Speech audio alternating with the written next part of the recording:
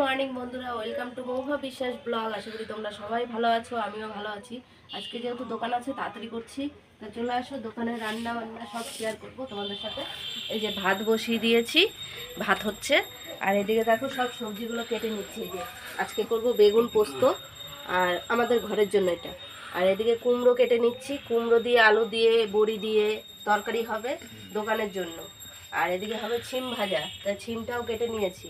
সব এই যে কাটছি এক এক করে। তোমার দাদাভাই এই যে আটা মাখবে, এখন সব রেডি করে নিয়েছে।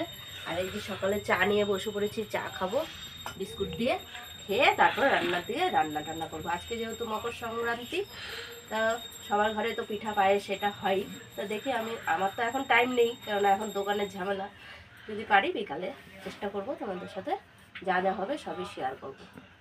দেখো কালো জিরা ফোড়ন দিয়েছি তেলের উপরে। আর এদিকে বেগুনগুলো আমি সব ধুয়ে নিয়ে আসলাম।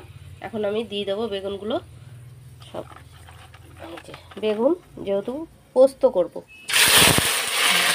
দেখো বেগুনটা ভাজা হয়ে গেছে, আমি একটু হলুদ দিয়েছি। আর এই যে পোস্তটা বেটে নিয়েছি, পোস্ত আর কাঁচা লঙ্কা আছে বাটা এর মধ্যে, তো দিয়ে দেবো। এই যে সব দিয়ে দিলাম, এই দিয়ে দিলাম। আর করব ছিম ভাজা, তো ছিম ভাজাটা এই যে সব ধুয়ে নিয়ে এসেছি কেটে। এখন নুনটা আমি খুন্তির মধ্যে নিয়ে নিয়েছি তোমাদের দেখানোর জন্য, কেননা ঝোল দিলে পরে তো গলে যেত। এই দেখো কারা কারা এরকম পোস্ত খেতে, বেগুন পোস্ত খেতে পছন্দ করো কমেন্টে জানিও। হ্যাঁ, এটা বেশিক্ষণ লাগে না হতে, এক্ষুনি হয়ে যাবে। বেগুন পোস্তটা হয়ে গেছে, এই যে নামিয়ে নিলাম। কালারটা কীরকম হয়েছে কমেন্টে জানিও। আর কারা কারা এরকম বেগুন পোস্ত খেতে পছন্দ করো কমেন্টে জানিও। এই যে কড়াইটা একটু ধুয়ে নেবো, নিয়ে তারপরে ভাজাটা বসাবো। নিম আলুটা ভাজা বসিয়ে দিয়েছি, এখন ভাজাটা আগে করে নেবো।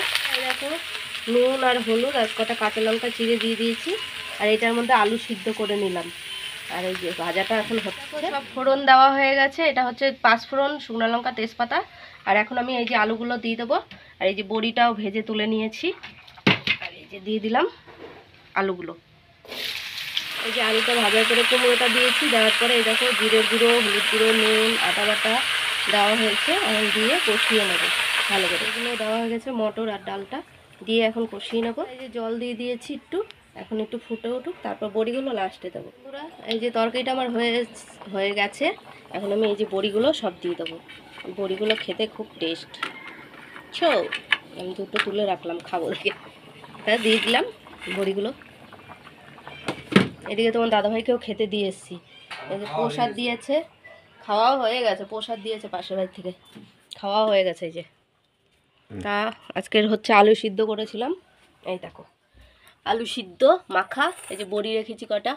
আর এদিকে বেগুন পোস্ত। আজকে যেহেতু নিরামিষ, তার জন্য যা দেখি রাত্রে কি করা যায় তাই করব। আর ভাত টাত ভেজে নিলেও খাওয়া হয়ে যাবে, অসুবিধা নেই।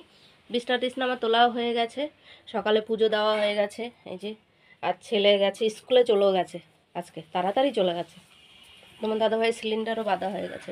এই যে রাতের খাবার নিয়ে বসে পড়েছি, গরম গরম ধোয়া ওঠা ভাত, আর হচ্ছে আলু সিদ্ধ, আর সাথে বেগুন খাসি। বেগুন খাসি তোমার দাদাভাই বলে বেগুন খাসি, মানে বেগুন পোস্ত করেছি তাই বলে বেগুন খাসি। খেতে দারুণ হয়েছে, হেভি টেস্ট হয়েছে, হেভি টেস্ট। দুপুরবেলা খেয়ে গেছিলাম, আর মাকড়া বেগুন, আর এত স্বাদ হয়েছে না, মানে হেভি টেস্টিং হয়েছে। তোকে দেবো? দাও দাও। আমি তো এই দিয়েই আজকে সকালে ভাত খেয়ে গেছি, আর কিছু লাগেই না। কালকে নতুন ভিডিও নিয়ে আসবো। ভিডিওটা যদি ভালো লাগে লাইক ফলো শেয়ার করো, কমেন্ট করো, পাশে থেকো, সাপোর্ট করো, ভালোবাসা দিও। Good night.